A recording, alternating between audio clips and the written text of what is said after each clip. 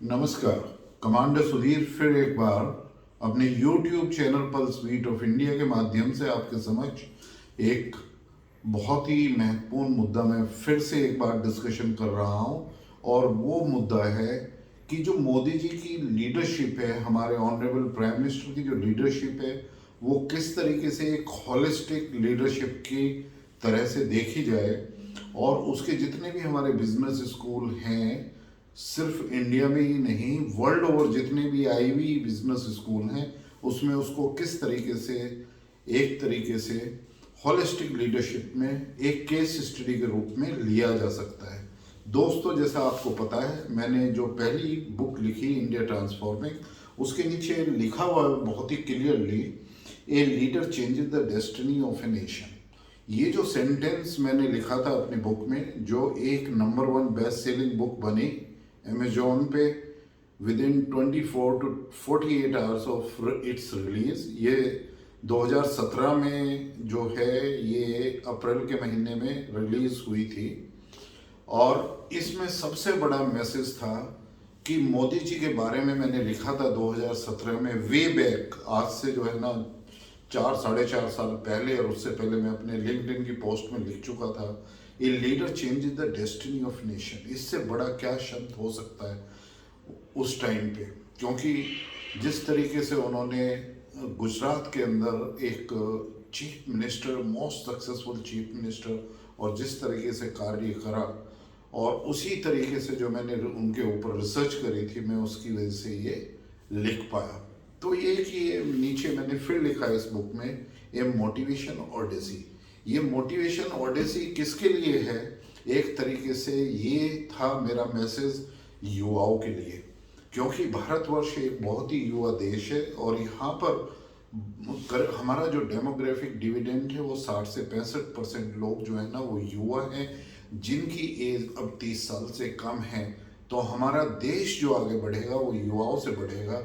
और जो हमारी लीडरशिप है, नरेंद्र मोदी की जो लीडरशिप है, चाहे वो एज ए चीफ मिनिस्टर, अब as a prime minister of India 7 साल से जो हमें मिल रही है, उसमें देखा जाए तो इसी तरीके से अब मैं आगे संक्षेप में बताऊंगा कि देखिए, हॉलिस्टिक लीडरशिप क्या होती है। हॉलिस्टिक लीडरशिप पैदा होती है जब आप एक काम अपने पूरे दिल से, दिमाग से, और अपने को जो है ना पूरी तरीके से झोंक कर आप एक देश के बारे में समझते हैं। तो ये मोदी जी का कार्य है। इसमें ये नहीं होता जो इंडिया ने, भारतवर्ष ने जो इंडिपेंडेंस में लीडरशिप देखी, कि एक तरीके से अंग्रेजी पढ़े हुए लोग, बाहर के कंट्रीज में पढ़े हुए लोग, ऑक्सफोर्ड, कैम्ब्रिज या और किसी अच्छे स्कूल्स में पढ़े हुए लोग ही लीडरशिप करते हैं। नहीं, लीडरशिप के लिए जब एक ऐसा भारतीय जिसने जो है ना गांव-गांव में जाकर पूरे भारतवर्ष का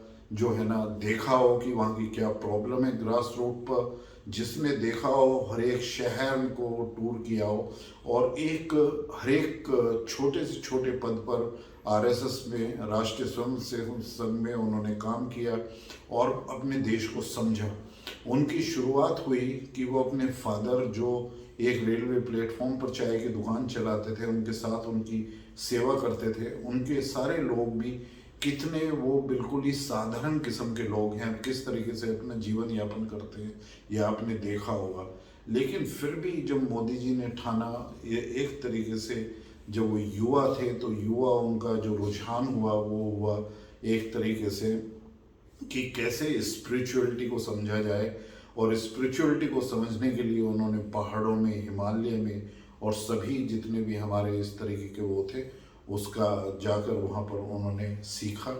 और उसके बाद जिस तरीके से आरएसएस में उन्होंने पूरे देश का, सभी गांव और शहरों का, और जब भी उनको मौका मिला आरएसएस से, तो बाहर के काफ़ी कंट्रीज़ को उन्होंने देखा, और वहाँ पर जो आम लोग हैं, उनकी जो प्रॉब्लम है, उनको किस तरीके से सोल्व किया जा सकता है, इस सब चीज़ों को समझकर वो धीरे धीरे अपनी रेस्पॉन्सिबिलिटीज़ को लेते हुए, और किस तरीके से अपने को समाज सेवा के लिए सक्षम बनाते हुए, और किस तरीके से उन्होंने ऐसी चीज़ों का त्याग किया जो पॉलिटिशियंस नहीं करते हैं।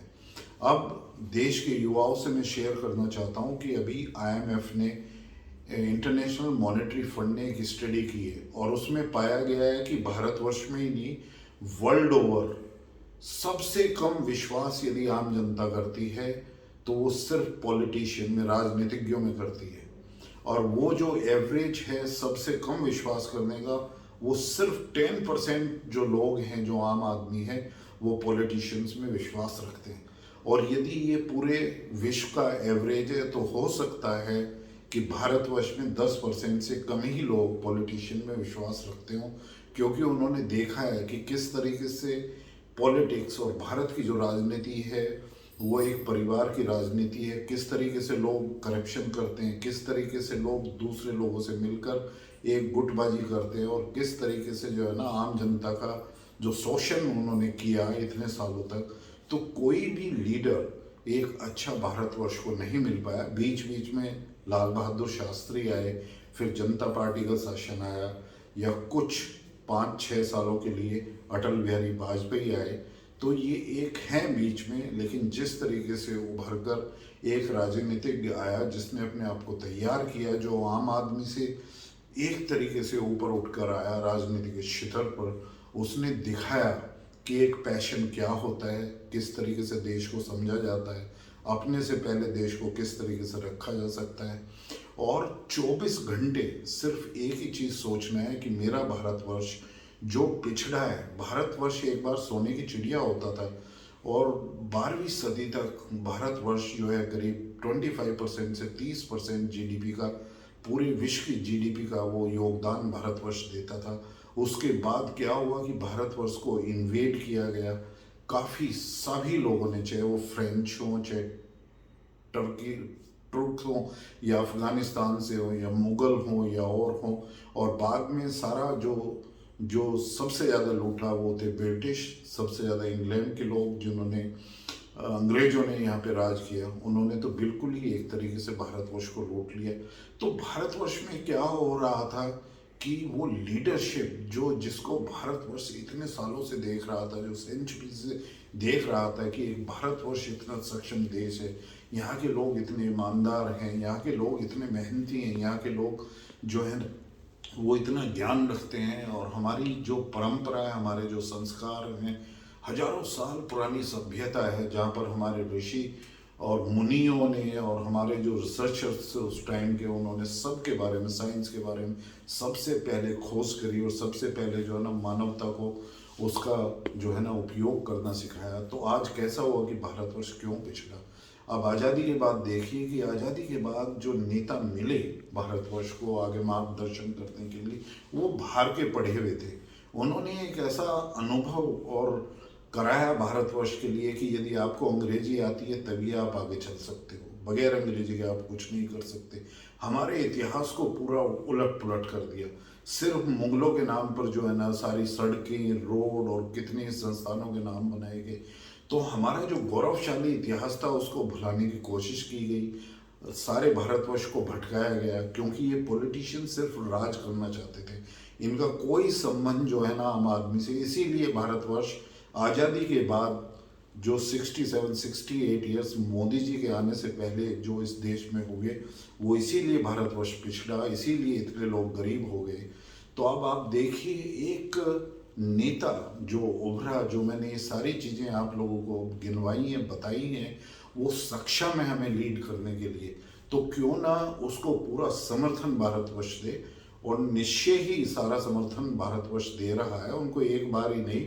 1919 में फिर किस तरीके से एक विशाल बहुमत से जिताकर वो उनको जो है ना ये अवसर दिया गया है, और वो बहुत ही अग्रसर, बहुत तेज गति से भारतवर्ष को आगे ले जा रहे हैं। इसीलिए मैं कहता हूँ कि जितने भी बिजनेस स्कूल इंडिया में, जितने भी यूनिवर्सिटीज़ इंडिया में, और या बाहर के जो अच्छे बिजनेस स्कूल हैं, उसमें होलिस्टिक लीडरशिप, एक कैसे एक कॉमन आदमी से एक लीडर बन सकता है, उसकी केस स्टडी को इसमें रखा जाए। अब देखिए इसी चीज़ को ध्यान में रखे हुए 2008 में फिर मैंने अपना एक मार्गदर्शन जो मैं अपनी रिकमेंडेशंस भारतवर्ष के लिए दे सकता था, वो मैंने दिया कि India A 20 trillion economy by 2035-40। तो इसमें भी मैंने जो अपनी रिकमेंडेशंस दी थी, आज ये बहुत ही अच्छी वो है, और मैं ग्रेटफुल हूँ गवर्नमेंट ऑफ इंडिया और मोदी जी का कि इसकी सारी रिकमेंडेशंस को मान लिया गया है। उसमें भी मैंने लिखा था Narendra Modi has leadership capacity to deliver, a strong foundation laid and resilient ecosystem put in place। और यहाँ पर लिखा हुआ था road to success passes through villages, inequality and poverty are the challenges. इसको भी जिस तरीके से मोदी जी ने सभी चीज़ों को एड्रेस करते हुए, चाहे वो टेक्नोलॉजी की हो, इंफ्रास्ट्रक्चर डेवलपमेंट की हो, सोशल डेवलपमेंट की हो, हमारी जो डिफेंस की लीडरशिप है और स्ट्रेटेजिक जो डिसीजन डिफेंस को मजबूत बनाने के लिए हैं, वो सभी तरीके से उनको आगे बढ़ा रहे हैं। कुछ चैलेंजेस हैं सामने, लेकिन वो चैलेंजेस का भी निवारण कर लिया गया, तो कर लिया जाएगा। तो इन्हीं चीज़ों को ध्यान में रखते हुए मैं ये मानता हूँ कि आज के युवा को लीडरशिप के बारे में यदि कुछ बताना है तो आज हमारे सामने एक जीता जागता उदाहरण है अपने आदरणीय प्रधानमंत्री नरेंद्र मोदी जी का। ये किसी पार्टी का मुद्दा नहीं होना चाहिए, पार्टी से ये बिल्कुल अलग होना चाहिए।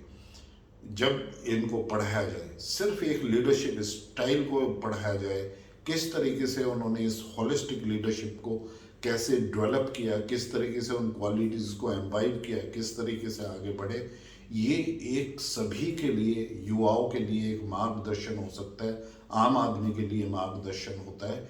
और दिवाली पे सभी को शुभकामनाओं के साथ सबकी दीपावली बहुत ही अच्छी तरीके से हो। उसके साथ फिर कमांडर सुधीर कुमार अब अपनी बात को समाप्त करता है।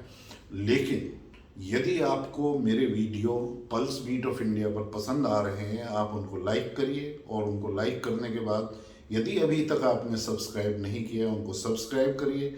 अपने दोस्तों से, अपने रिश्तेदारों से, अपनी फैमिली मेम्बर से, सभी से कहिए कि इसकी वीडियो देखिए पल्स बीट ऑफ इंडिया, और यदि आपको पसंद आ रही है तो उनको सब्सक्राइब करिए। धन्यवाद।